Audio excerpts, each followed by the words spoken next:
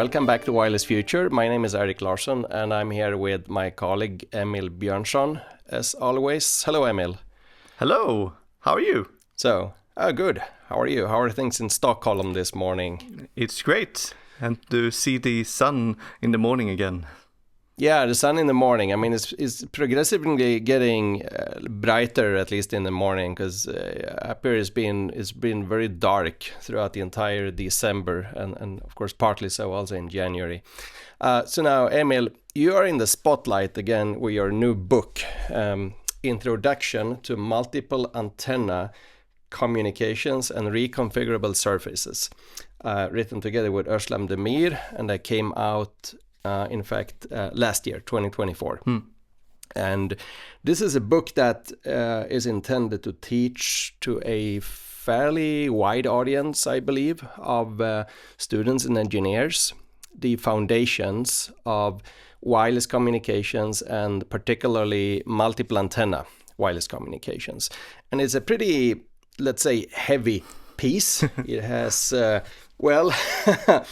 it has 683 pages.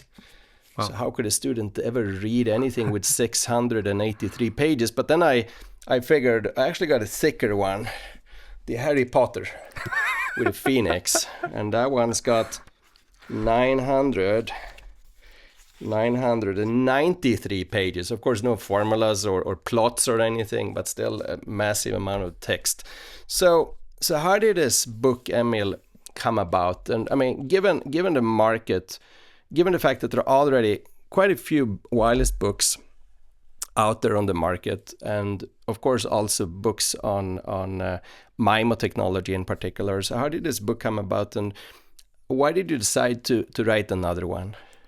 Right. Yeah, that's many very good questions that I've asked myself as well. So I think part of the answer is that I like writing and explaining things. And when I'm writing, I also understand and put the pieces together better. So that's is an important thing. But that's a very good answer and a very good point, in fact. I mean, I think both of us like writing. And for me, writing has always been a way of thinking and structuring thoughts, and by explaining something, you also develop a deeper understanding yourself. There's a saying that the best way, one way to learn something is to read. The next best way to learn is to read and work with problems and exercises and test yourself. And the really best way of learning is to read and work with the problems and tests and all of that, and to teach the material to someone else. So that's really impressive. But I believe for you, this is number what? I lost count. In fact, students come and then I say, well, this ought to be well known. You should check the book by Emil Björnsson. And then they always ask back, so which one? And then I was like, well, he's got like 1, 2, 3, 4, or maybe 5. I don't know. There is one on MIMO. There's another one on cell-free. There's one on resource allocation. So this is now number, which one in the series? Yeah, I guess it's number 4 then. Oh, it's number 4. Yeah. Right. So how did this come about, this writing project? I think what typically happens in science is that a topic evolves over a fairly long period of time. And then in the beginning of an area, when it starts to get a bit mature, people write elementary textbooks and they start to be used at the universities and so on. And then for everyone who wants to write another book, they need to do, as I did with those other books you mentioned, write something that is more about what has been done in the research in the last 5 or 10 years as a more advanced course on the topic, maybe directed towards last year master students or PhD students and so. And I think a good example of this is also your red book here on Fundamental Massive MIMO. It's not capturing necessarily all of the fundamentals, but it captures one very recent type of technology that we have in 5G, Massive MIMO. It's focusing on these type of things. And so for that reason, there might not be a good reason to write something that would compete with these very classical textbooks. On the other hand, a classical textbook like Fundamentals of Wireless Communication, it came out in 2005 and covers a lot of nice things around MIMO, but in 20 years' time, of course, certain things become a bit outdated. there are some new fundamentals that should be covered together with the classical ones. There are some old fundamentals that are not so important anymore. And I felt that now is the right time to sort of write a new introduction book that can be used instead of the fundamental ones that came out 20 years ago.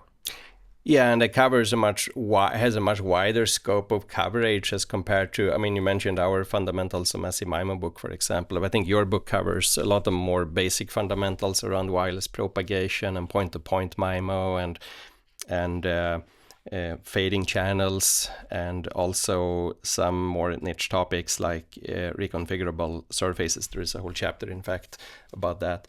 Right. This book, I'm the privileged owner of a hard copy that you sent me the other month, but I also understood that you could in fact download this book for free from the publisher's website. And if in the preface here it's written that the work will be available online with open access, governed by Creative Commons license CC by BYNC. So the BYNC license, I think I know the BYOB means bring your own beer, but BYNC means beer.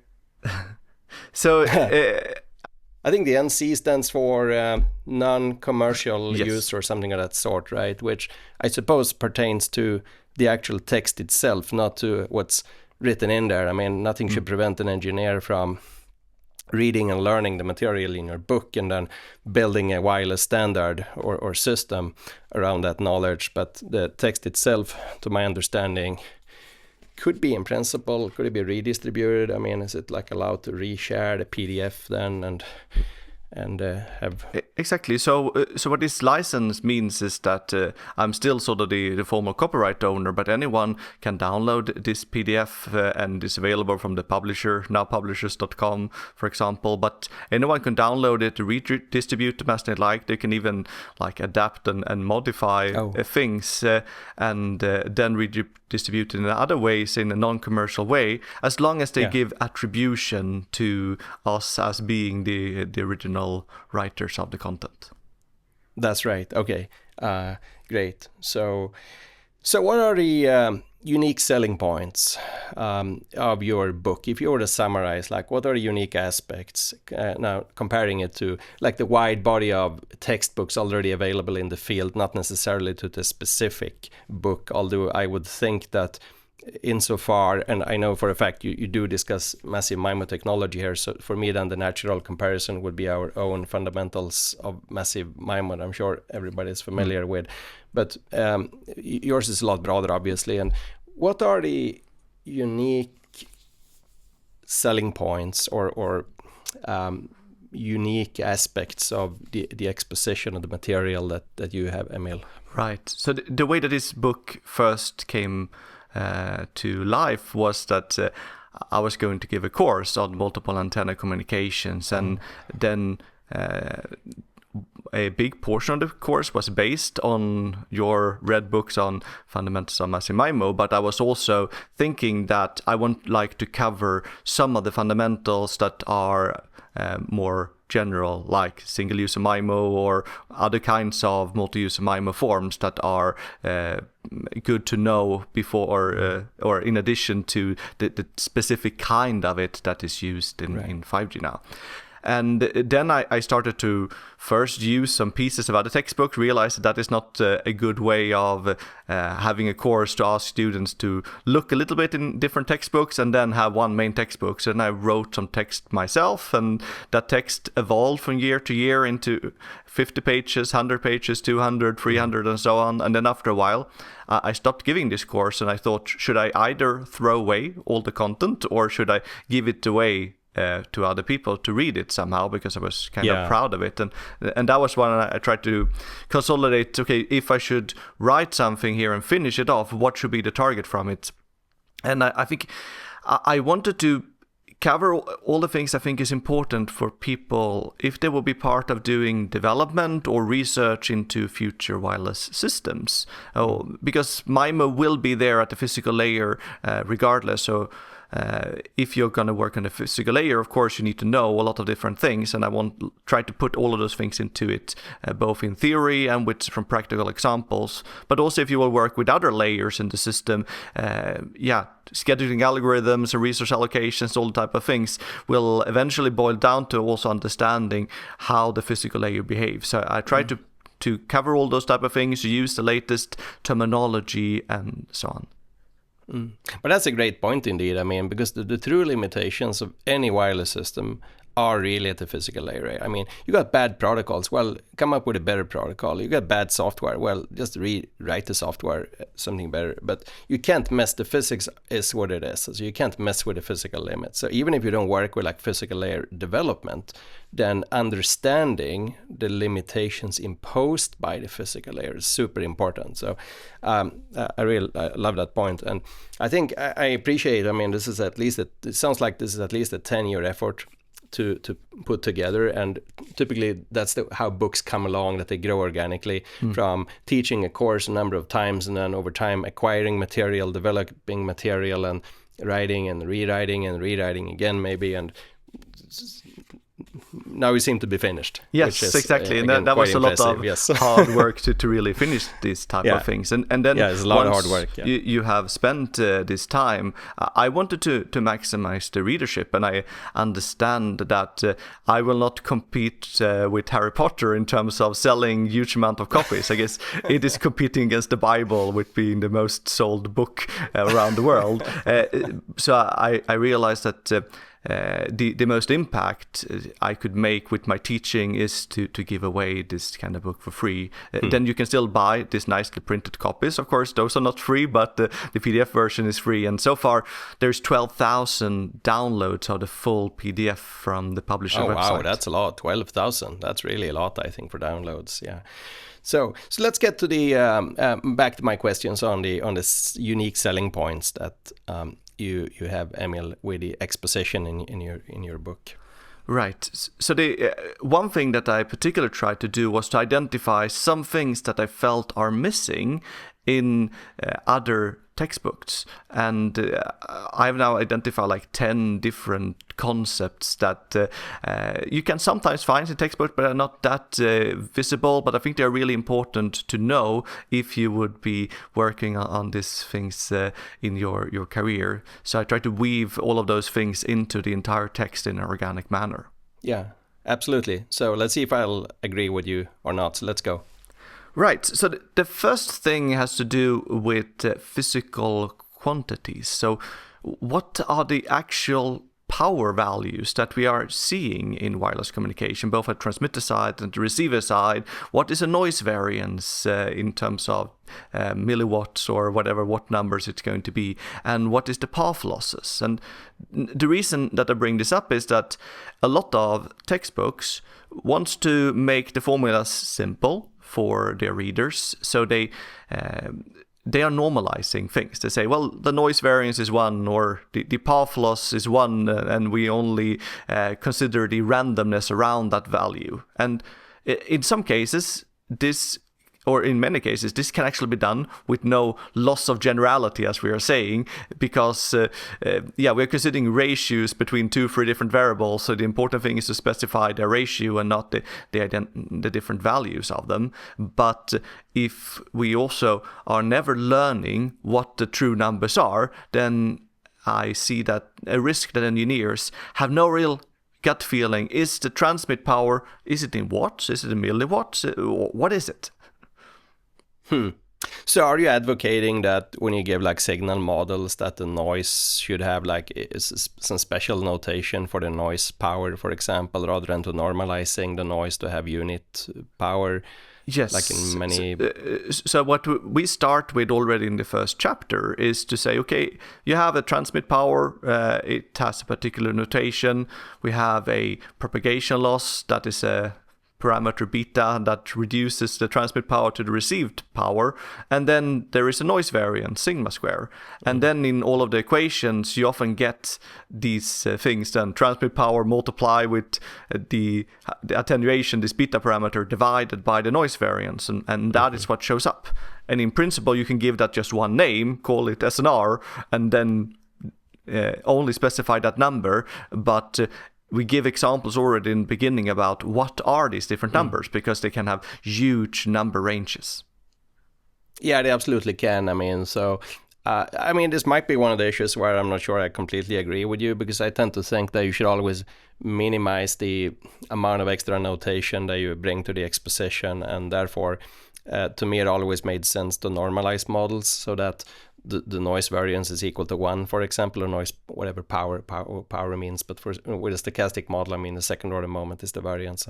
We call the power is 1. And then now, needless to say, we should teach the students to do elementary link budget calculations. And if they can do elementary link budget calculations, they can always just rescale the model to fit like physical reality. But I think that's the one that we probably do agree on, that performing an elementary link budget calculation is a super important skill, and particularly when producing like numerical examples for dissertations and papers, to make sure that the numbers put in there make good physical sense. Yeah, no, exactly. I agree with that as well. I see the also educational or pedagogical value of normalizing and removing some somewhat unnecessary notations in some parts of books in order to focus on the essential, try to teach there, but also being able to do this kind of link budget analysis. And I think the reason that I wanted to make this kind of points already in the beginning of the book was that I see in reality in science that sometimes people have missed this whole link budget thing. It seems like there is an ability of getting past courses in elementary wireless communications without learning these things properly, and then there are a number of mistakes that can be made that I've been seeing in review processes. I think one of these things has to do with wireless power transfer. So normally when we are transmitting power to a data receiver, then you receive an incredibly small amount of energy, but you compare it with an incredibly small noise variance, and therefore the ratio, the signal to noise ratio, can be fairly big and you can communicate quickly. But if you do wireless power transfer, so you like to harvest energy from a wireless transmission, then it's the actual amount of received signal power that matters, not the noise power. And if you then are not normalizing things correctly, you can come to very strange conclusions there. And I've been reviewing multiple papers where these are done, and people believe that you can do wireless power transfer over huge distances just because the noise variance was one. Yeah, I can imagine. I mean, it's a lot of garbage that's being submitted to these journals. Yeah. But I would totally agree. I mean, but I would still maintain that link budget calculations are equally important for communication links and for power wireless power transferring links. It's just with a wireless power transfer, and then the noise becomes unimportant. All what matters is like how much power you can get across. So right. Another thing that we So there's one more example that I can mention since we're on the topic. So when people are considering like relays, repeaters, or reconfigurable intelligent surfaces, then you get like a so-called double path loss. You get the path loss from one point to this RAS, and then multiply with the path loss to another RAS. And then you usually compare this with the single path loss from the transmitter directly to the receiver through some scattering environment. And if you don't have the right scaling on your path loss formulas, then you get a strange effects here, because you have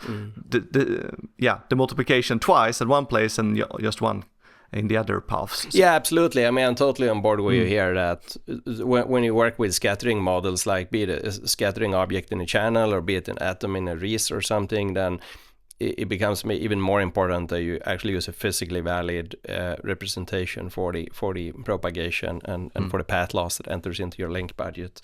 And so that's a totally important point. And, it might be actually a good way of starting off. I'm thinking now that rather than starting off teaching wireless comms by introducing modulation formats and QAM and waveforms and spectral densities and all of that, just start with a link budget calculation and develop some basic intuition for an understanding for range and signal to noise ratio and coverage and so on. So another thing that we've been debating a bit, I think, in the past, back and forth, Emil, you and me, and that I know that you have your take on here in your book, is what metrics to use to evaluate the performance of a wireless link. So would you want to deliver your view on that? Right. So I think that many people who will be reading this book, and if they're learning this topic for the first time, they have previously taken a course on digital communications. And in such books, which are also often very old, they were considering the bit error rate or ratio as the main performance metric. And they start with uncoded transmission, then they do some channel coding a little bit on that, but it's still consider bit error ratios as the metric. And then they come to books like ours, including, I guess, your red book, that is considering the channel capacity. And they get a bit confused about what is the relationship between these things? Which of these metrics is the most important one to have?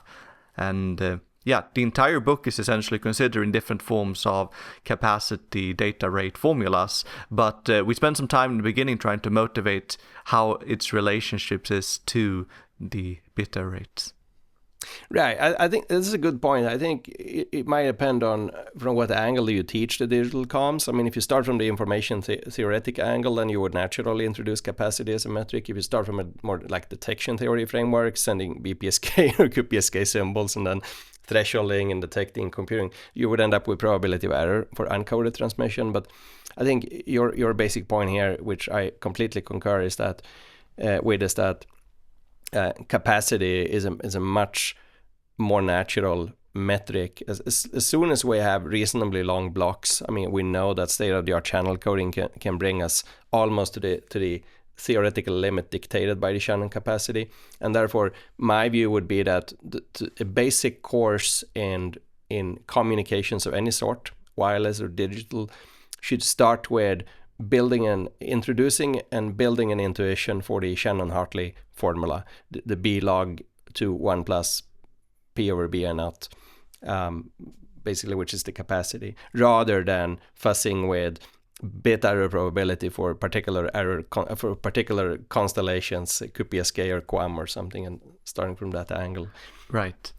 And I think the thing that is really matters in the practical system would be some kind of block error probability. So and then you are using some kind of adaptive modulation and coding where you have a particular block length, you choose your modulation, your coding scheme in order to get a particular error probability in that one.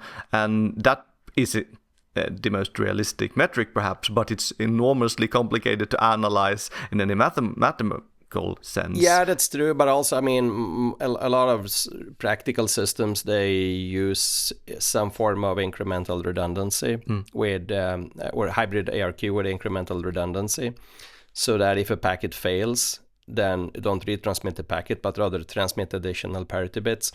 And to model the performance of such a link, capacity is still a very good metric. I mean, so exactly, that is the point we're trying to make in the book, that we can abstract away a lot of complicated things and get work with the capacity, and then that formula is really important. And and as long as, I mean, you have reasonably long blocks, whatever that means, maybe 10,000 bits or something, then these capacity expressions are extremely good proxies for the actual link performance that you get with practical state-of-the-art modulation and coding. I mean, you basically compute a capacity limit, and then you add like a dB or possibly a couple of dB margin, and you are at the point where practical schemes deliver. So right, but then there is not only one capacity concept. So as soon as you start to work with fading channels, there is the thing we normally call just capacity. Then there is the outage capacity or outage probability, and then there is the ergodic capacity. And we try to talk a bit about these different things. I mean, we cover the formulas, but also when will you get the different situations? And it's really a question of how many realizations of a channel will you have when you are transmitting this data block. Is there only one? And you know that channel on both transmitter and receiver, you use a normal capacity metric. Yeah. If there is only one, but you don't know it's a transmitter, you work with the outage capacity.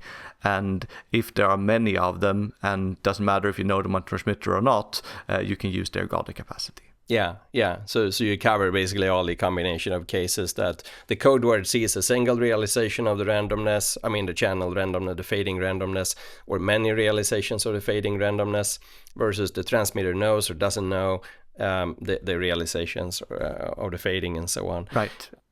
And of course, all of those formulas, or many of them, exist in other textbooks as well. But we try to give this kind of text, this context about when to use the different ones, which I feel is missing in other places.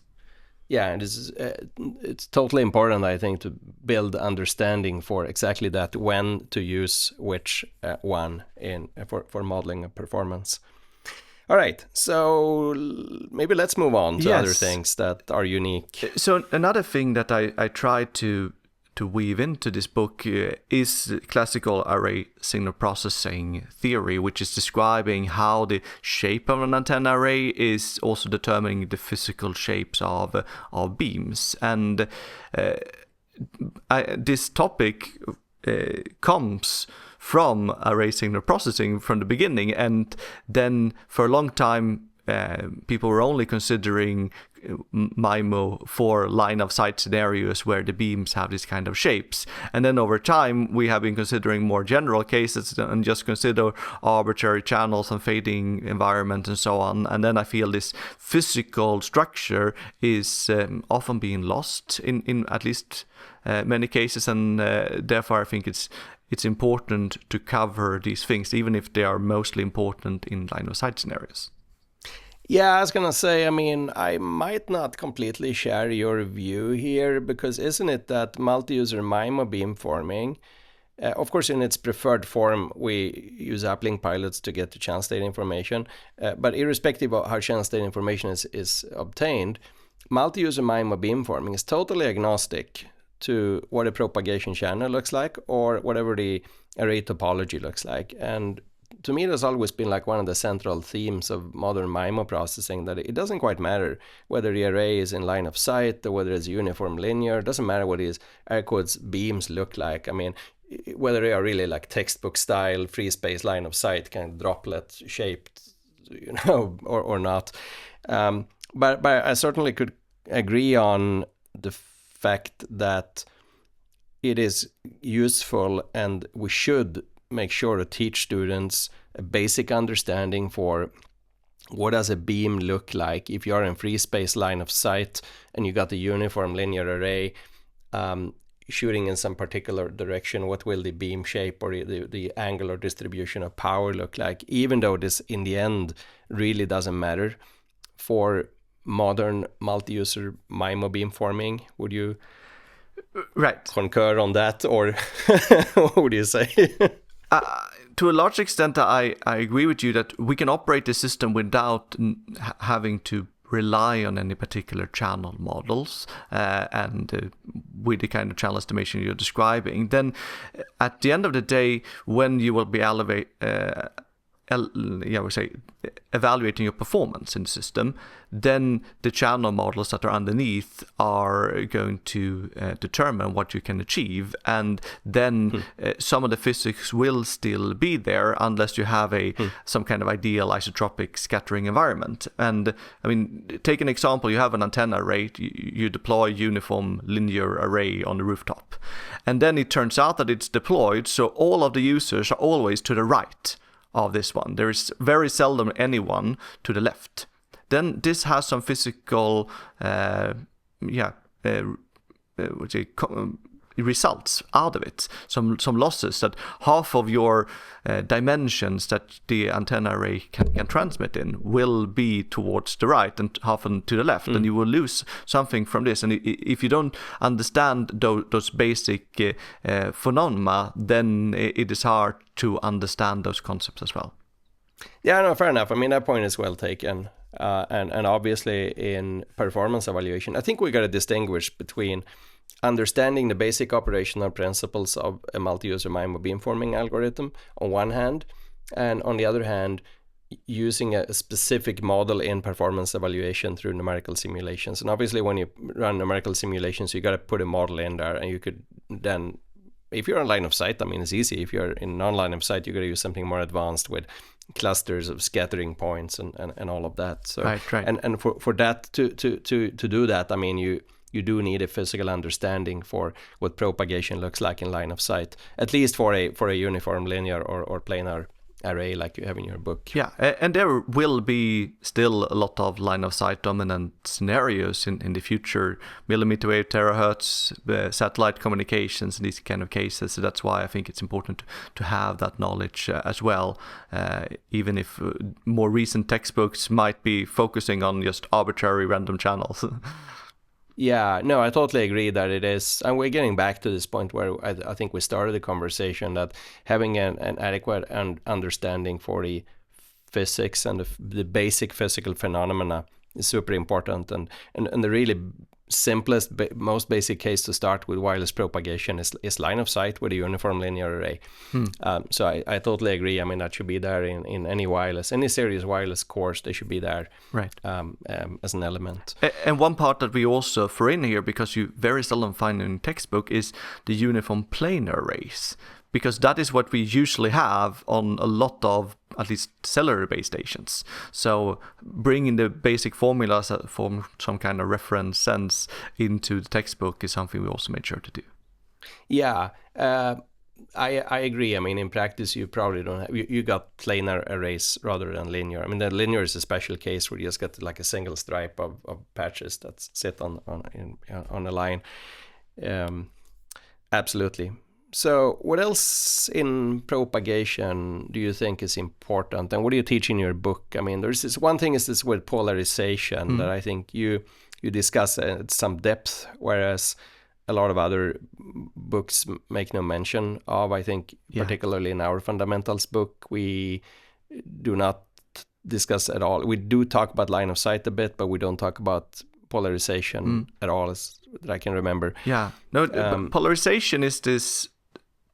It's a topic that is very important for practitioners, and it has been that for a very long time, but it is not often covered in my textbooks. That's why we have been placing it both in the line of sight and non-line of sight chapters of this book. And I mean, the basic thing is that a wave propagates in one direction, and then there are two dimensions that are orthogonal to that one, and the electrical field and the magnetic field is orthogonal to each other, and they can then oscillate in any of those two dimensions. That's right. And an antenna generates a signal which oscillates in one direction, and then the receive antenna is only seeing the electrical field and magnetic field that is oscillating in particular directions. And originally, this created issues because the user devices had like a single antenna, and it might be rotated, so it was not matched perfectly to the base station. So that's why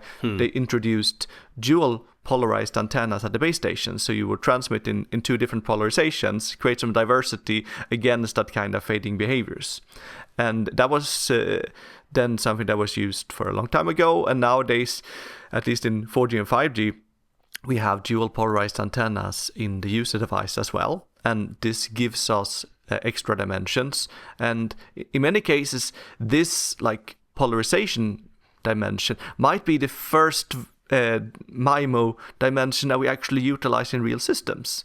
So we never send one data stream, we send two, one in each polarization. And if our channel supports additional propagation paths, we don't get one extra dimension for that path. We typically get two, one for each of the polarizations. That's actually a good point. I mean, so with dual polarized antennas, you mean like two small dipoles or patches that sit like orthogonally arranged, so like one horizontal, one vertical, or maybe in practice they're rotated like this, 45 degrees rotated, and then you would be getting, at least in line of sight, you'd be getting like two independent streams, one from each polarization direction.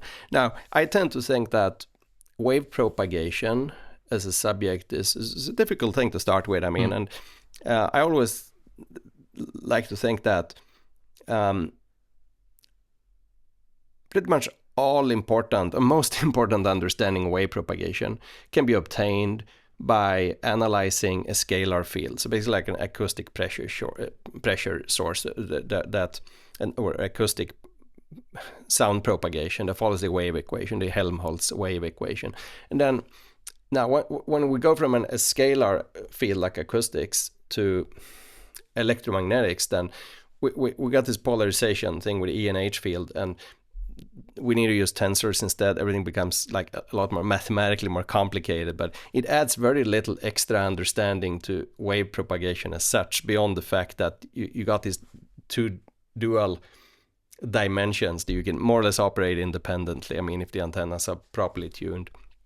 But you're totally right that for a wireless engineer, understanding the basics of polarization is a super important thing. So I'm glad you covered that in your book, which I think is not so well covered in. I mean, obviously it's well covered in books on electromagnetics engineering, but it's usually not so well covered in books on physical layer wireless and digital communications technology.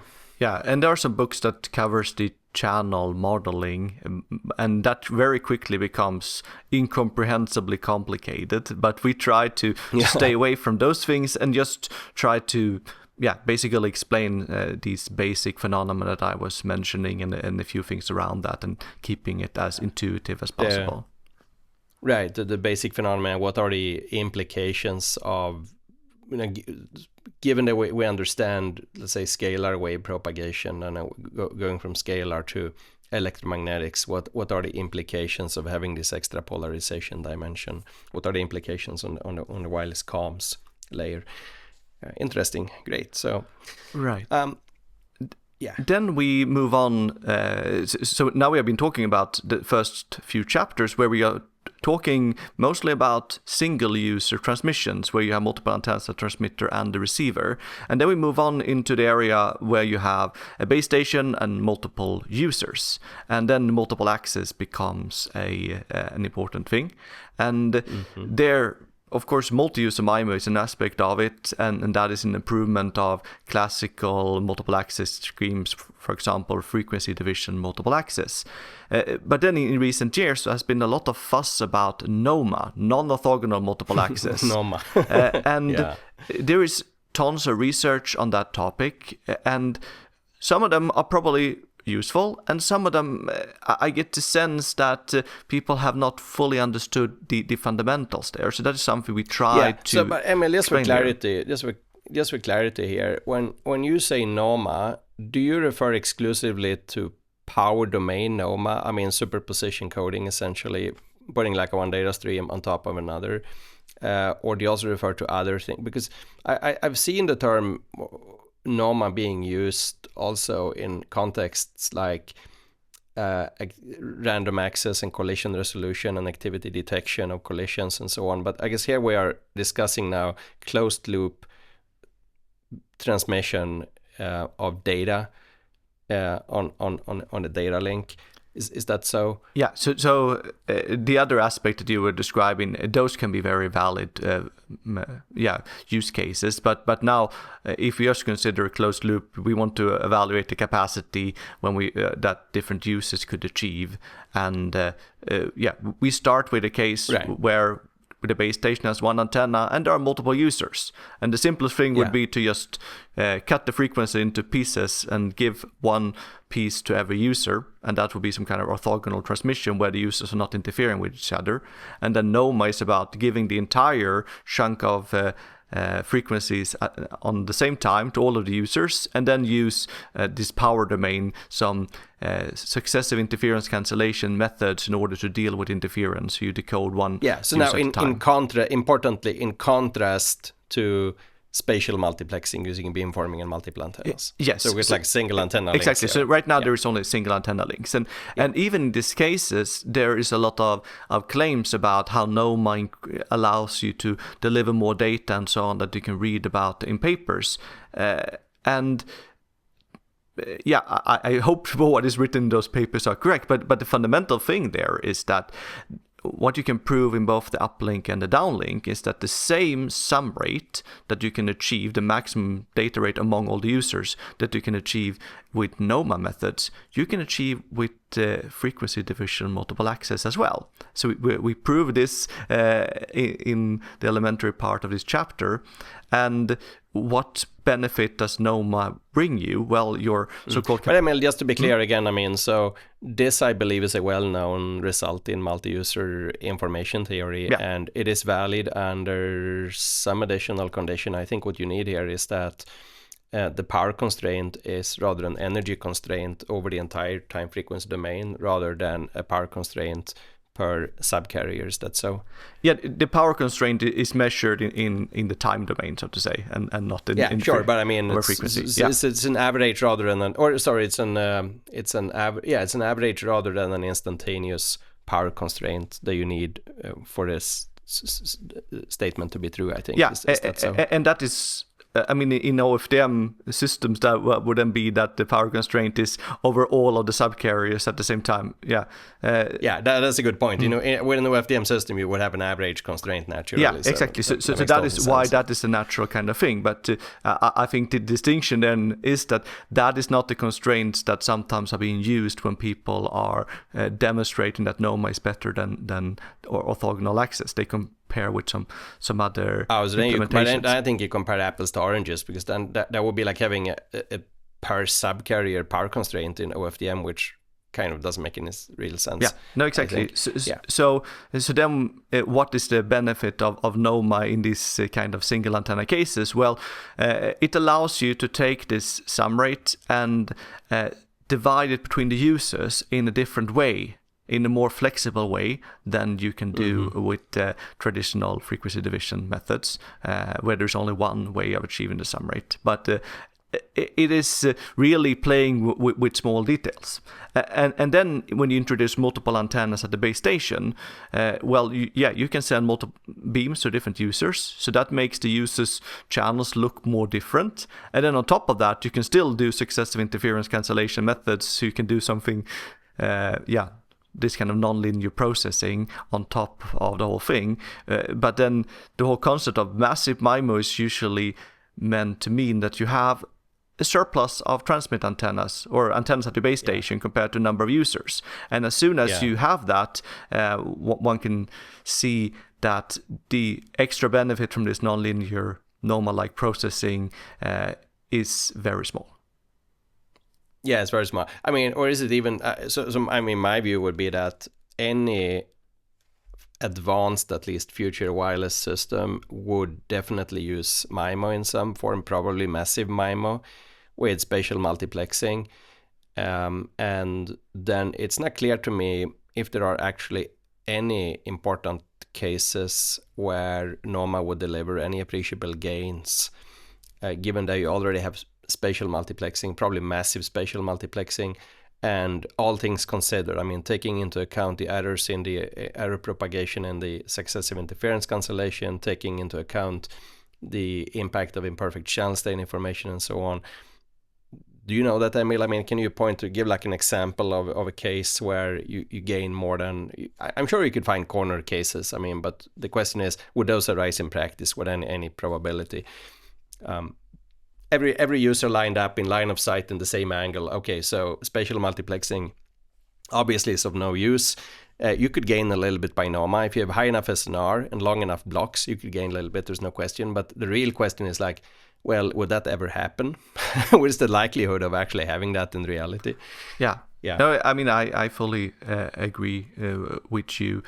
Then we try to not take a really clear stance in this chapter, but mainly explain the facts and the phenomena that are playing there, and what are the potential, typically quite small benefits of this nonlinear processing at successive interference cancellation, and then explaining the drawbacks. And you were saying air propagation in the decoding will be one issue. You create delays, and scheduling becomes more complicated because you need to pair the users together and send the blocks of data in parallel, and all those type of issues. Yeah. Well, so it seemed like we agreed on that one, Emil. Yes. Shall we Yes. talk about something where we... So a short one, which is going back to, I guess, last episode we were mentioning OFDM as being the de facto waveform that is being used in 4G and 5G and probably in 6G as well. And what I feel is that many textbooks, when they present OFDM, they just say, here is OFDM. And this is how we do it. And there is no like derivation behind it. And then one thing I discovered, maybe it was really well known, of course, but in the writing, I understood that if you have a channel over a large amount of spectrum, you will have a channel with multiple taps, so there would be some delays. It's been like an FIR filter. And then the simple way of dealing with this is, okay, I send a block, and then I decode that block and I send another block, and then we add a prefix to your transmission in order to make sure that the blocks becomes non-interfering with each other. And if you choose that this prefix is a cyclic one, then that is all you need in order to get OFDM as the optimal solution. And if you take the transmission over that entire block, you write it in a matrix form, it looks like a MIMO system. With the transmission is your multiple inputs over your block, all of the transmissions, and the outputs are what you receive. And then this whole thing is a MIMO channel. And then it's a circulant MIMO channel, which means that such channel matrices are diagonalized by the DFT matrix, and that means that the optimal way of transmitting actually turns into be sending your data in the frequency domain. Yeah, I think mathematically what happens is that a block tuplets matrix is block diagonalized by a block DFT operator. So to me it seems that OFDM is probably 99% of the cases simply the way to go, full stop. And the one thing that might be worth mentioning, though, is that cyclic prefix seems to be the de facto standard today of how OFDM is implemented. Nothing prevents the implementation of OFDM with other types of prefixes. And also, typical implementations, to my understanding, but of course I don't know this because I don't know what goes into the actual products, and a lot of this is proprietary, but at least in the textbooks, the standard approach seems to be to discard the samples that are received during the cyclic prefix. But in fact, those samples also contain information. So the optimal receiver would listen to the OFDM symbol and to the cyclic prefix, and then perform over multiple symbols successively optimal joint, maximum likelihood decoding, which can give some gains, but it's probably not worth it because complexity reasons, but just to state that point. Yeah.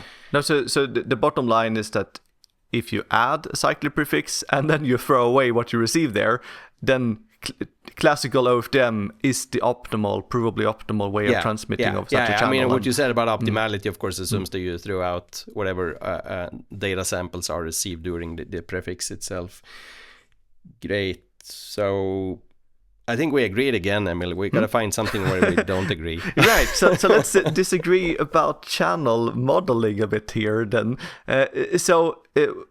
One thing that I think people are often saying is that depending on what frequency range you're working on, you need different channel models. At lower frequencies, like sub 6 gigahertz, you work with Rayleigh fading, with a lot of scattering. And at high frequencies, say millimeter wave and terahertz, we work with geometric channels where you sum up a few propagation paths. And I will want to make the point that there is a common modeling for all the channels on all frequencies. And the main point from this is that, of course, the environment around transmitter and receiver is physically the same. There is the same object around there.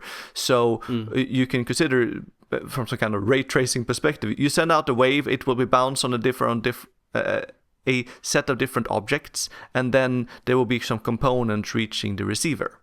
And you can write your received signal as a summation over these different paths.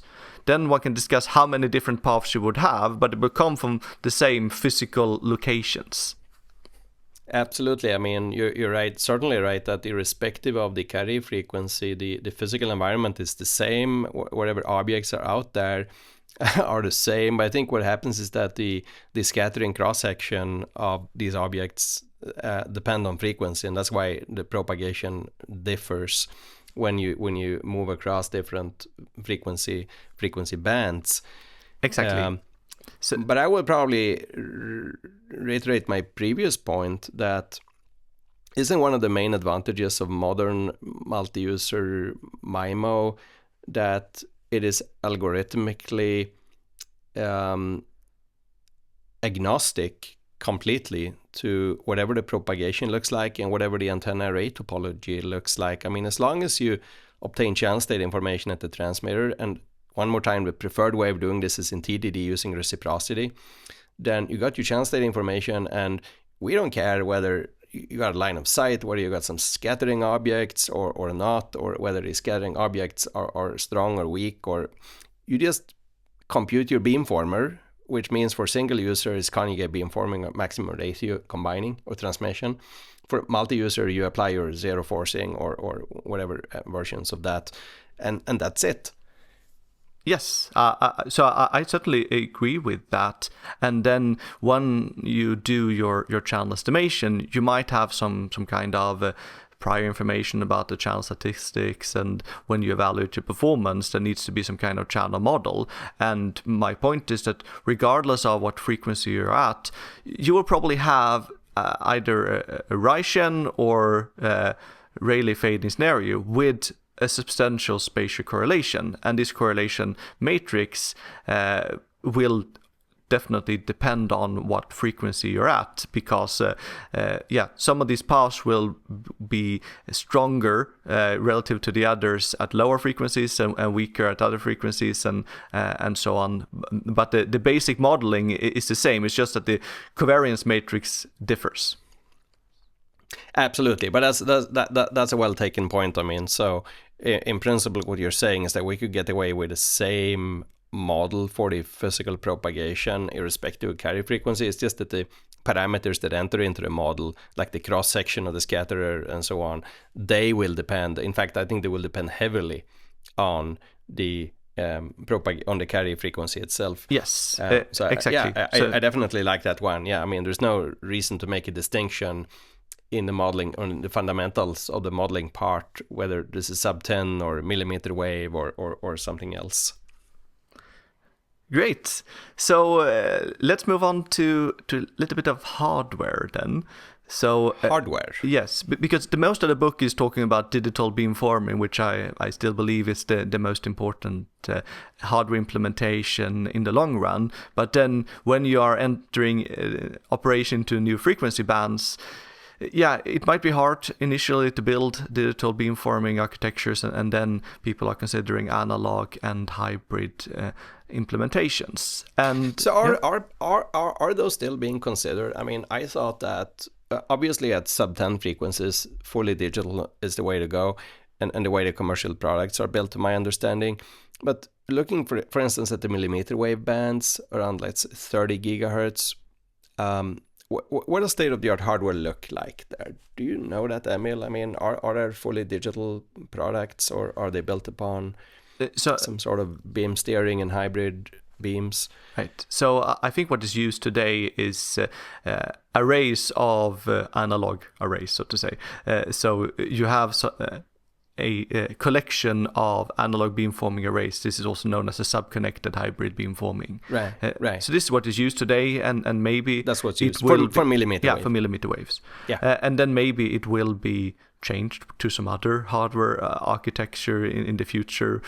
People are considering using metamaterials and other things instead of phase shifters, for example. But it's still on the roadmap for what people are considering, what they are building. Where's the hurdle? I mean, is this perceived like, is it cost that the actual circuits are just expensive, or is it power consumption so that the thing just gets too hot or burns too much electricity, or what are the limiting factors that still today makes us think about hybrid beamforming?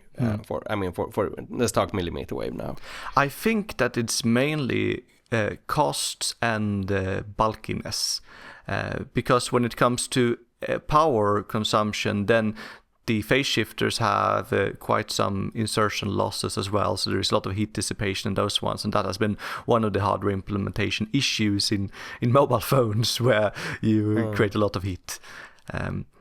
Yeah, and if you create heat, I mean, in a mobile, that heat will impact the energy efficiency of the transmitter chain, I suppose, so that you'll also burn battery. Yeah, but the main point I tried to make here is that I want to explain the basics of digital and hybrid and analog beamforming. And my viewpoint from there is, when is it sufficient to use one of these simpler architectures? Because I feel that a lot of papers are saying, we would like to do digital beamforming, but we can't build it. So let's use something else, and then we pay the price. But I take this other direction. And what you can do with analog beamforming is to send a beam in one angular direction. And there are scenarios like line of sight, or when you have just one object that you can bounce your signal on to reach the receiver. If this is approximately how your channel looked like, well, then analog beamforming is enough. But Emil, when you say analog beamforming, do you mean some sort of grid of beams where you can send the beam into 0 degrees or 1 degree or 2 degrees angle?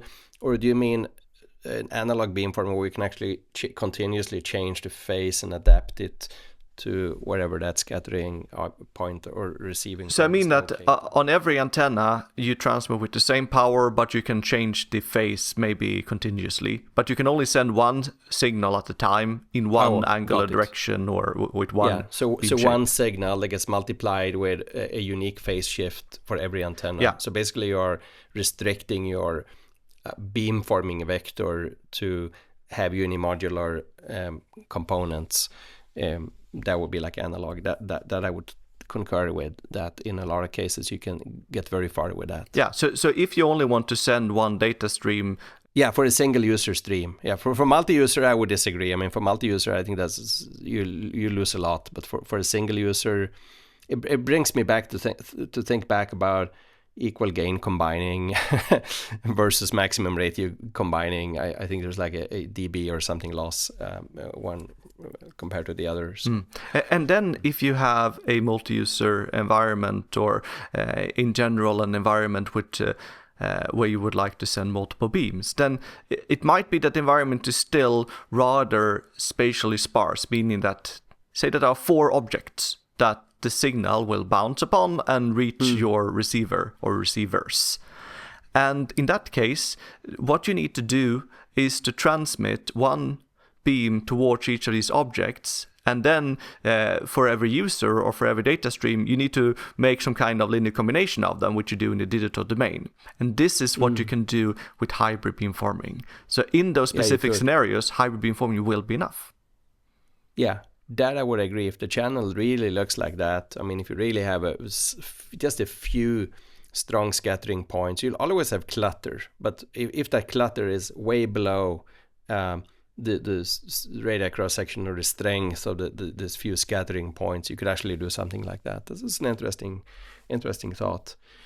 Then obviously there are all these issues like getting channel state information with a hybrid array and so on. Maybe we shouldn't go there today. No. We only try to convey this reality is not as simple. Reality is not as simple. I mean, it's again a very idealized, beautified picture of how the hybrid architectures could function. Right.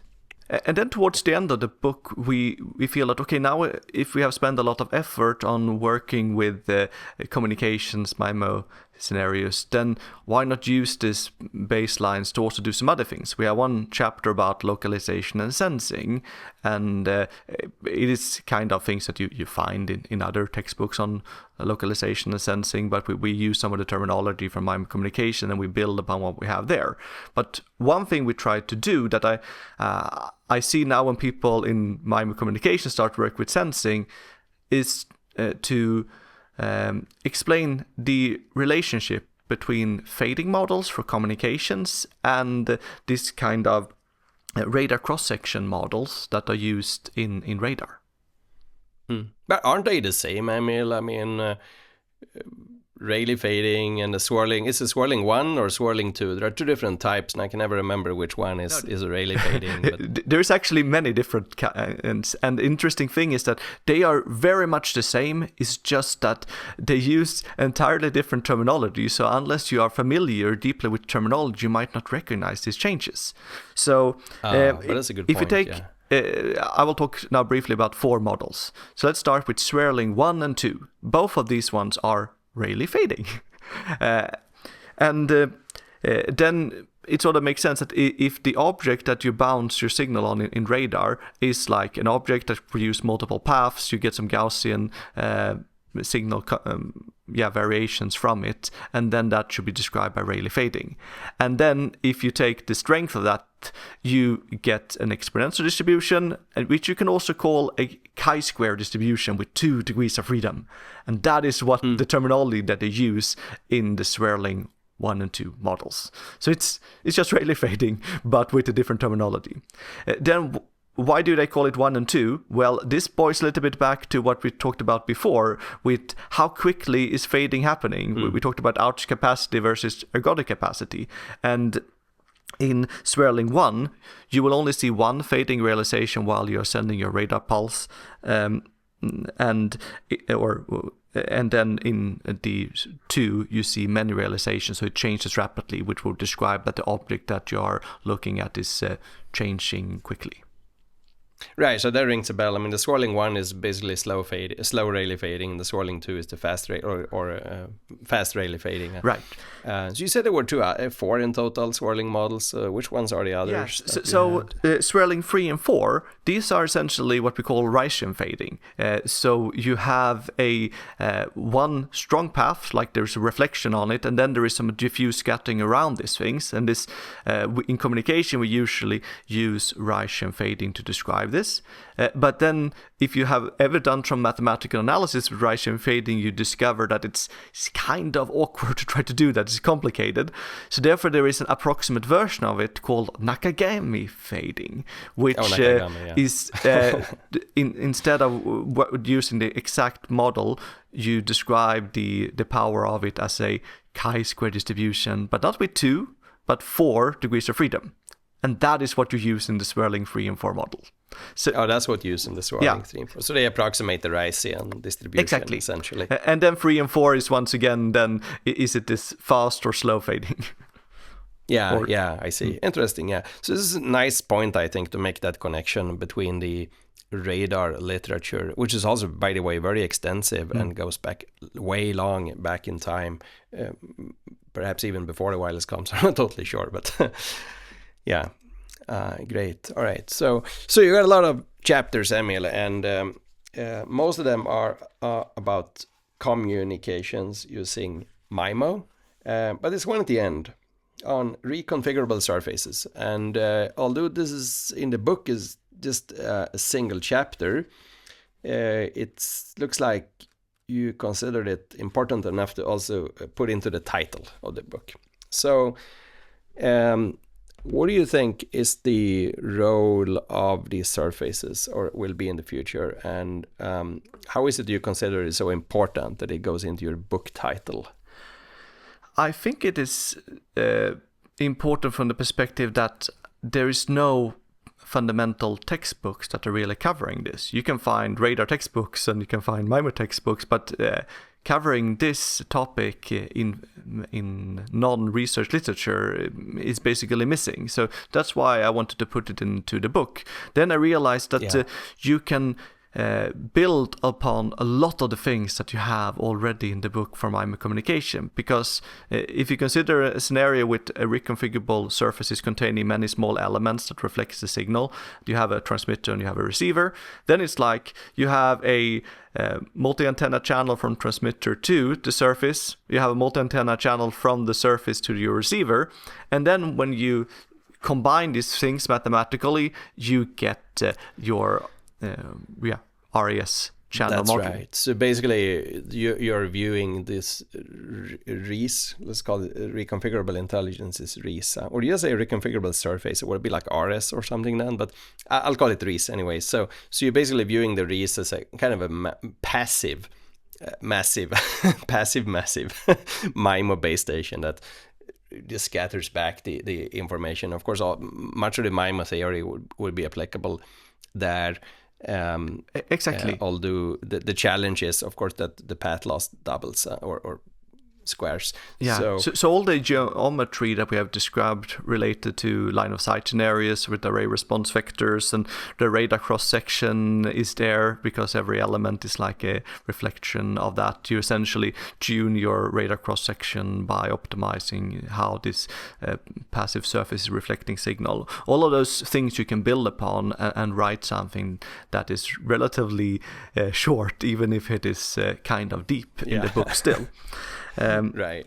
And in a way, one can say the surface operates as an analog beamforming transmitter as well. It receives something from the transmitter and then it is transmitting it in the same ways as an analog beamforming can do as well. And that is why these surfaces are typically only good at taking a signal coming from one direction and reflect it in one other direction. So that is a limitation, but it also means that if you're only using in those scenarios, well, then all of this line of sight relevant theory is also very relevant when analyzing them.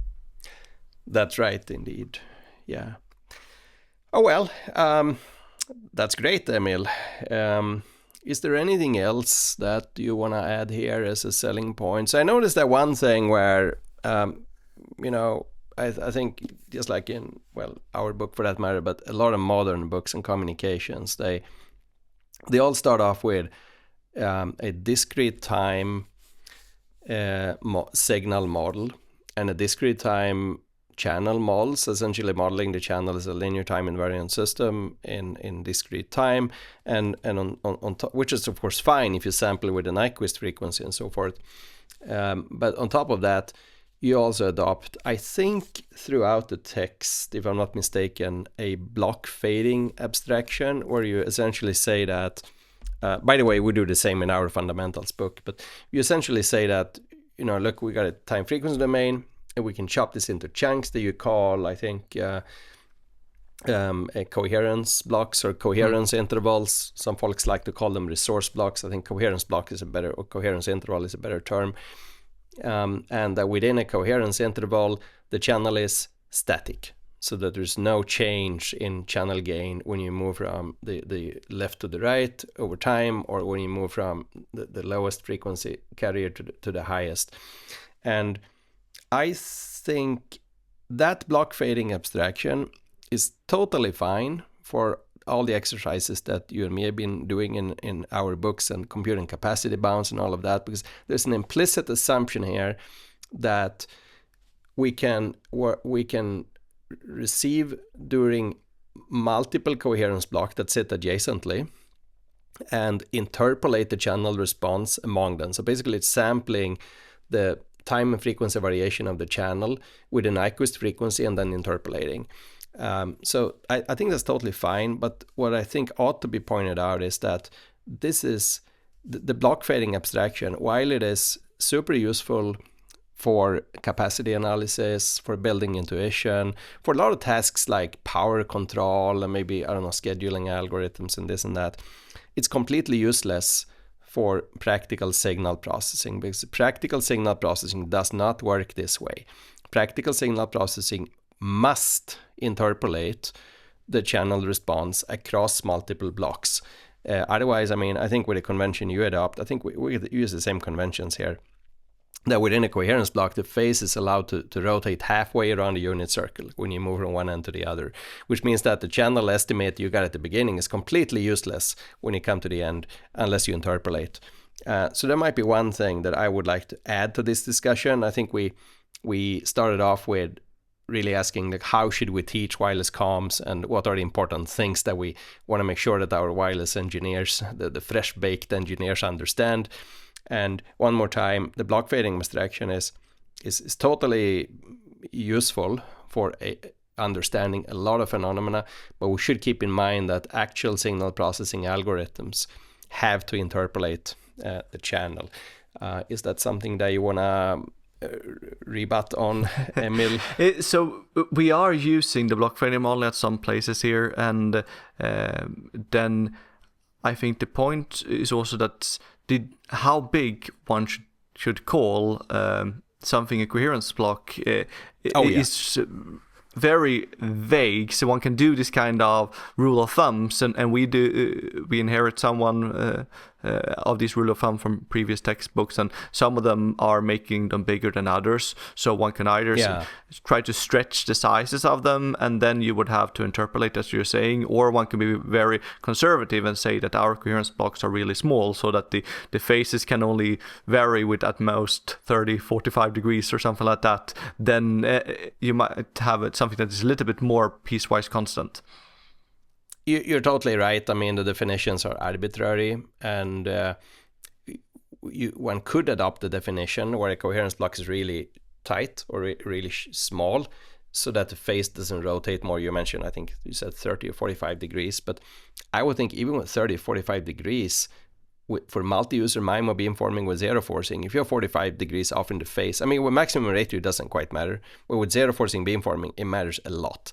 So anyways, this is a technicality, but yeah, it's an important thing in practice, and I think it's illustrated the fact that, of course, even if you try to write a textbook that is pointing out the most important things, there will always be some things that you have abstracted away in order to provide a simple enough story. So there are more things to learn. Yeah, indeed, there is. Great. So, yeah. With that, Emil, thanks a lot for this conversation. Yeah, thank you very much. That's been really fun and educational.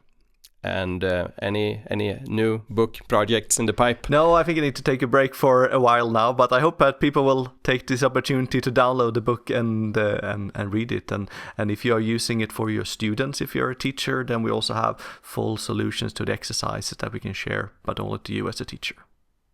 Oh, wow, that's really useful with exercises, also with solutions. So thank you for that, Emil, and bye-bye. Bye-bye.